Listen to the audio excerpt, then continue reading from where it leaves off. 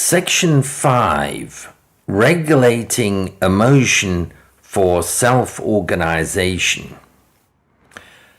Contrast this with Dennett's account of the human narrative self, which we looked at earlier in the course. Dennett gives the examples of spiders and beavers who respectively and automatically spin webs and build dams in order to realize their biological selfhood. But how do humans achieve this? Dennett says that, quote, our fundamental tactic of self-protection, self-control, and self-definition is telling stories, and more particularly concocting and controlling the story we tell others and ourselves about who we are. And just as spiders don't have to think consciously and deliberately about how to spin their webs, and just as beavers, unlike professional human engineers, do not consciously and deliberately plan the structures they build, we, unlike professional human storytellers, do not consciously and deliberately figure out what narratives to tell and how to tell them. Our tales are spun, but for the most part, we don't spin them. They spin us. Our human consciousness and our narrative selfhood is their product, not their source, end quote.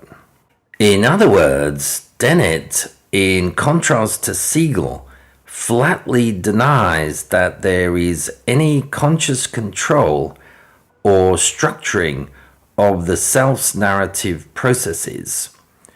Rather than being a conscious, ongoing attempt by the emotional self to integrate its experiences, Dennett's narratives are instinctively triggered processes which, in an apparently random and environmentally driven way, automatically generate a self which is passively indifferent to its own integration. Dennett also insists that this narratively constructed self is non-biological and can be literally divorced from the brain and body out of which it was initially devised and maintained.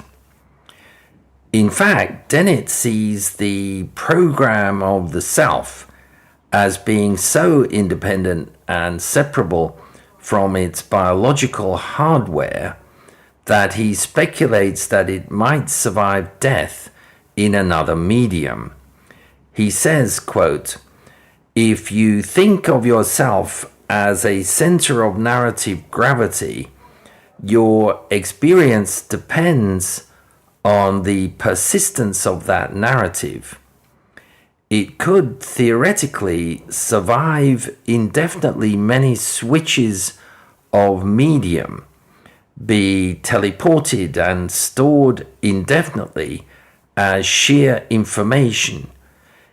If what you are is that organization of information that has structured your body's control system, or to put it in its more usually provocative form, if what you are is the program that runs on your brain's computer, then you could, in principle, survive the death of your body as intact as a program can survive the destruction of the computer on which it was created and first run, end quote.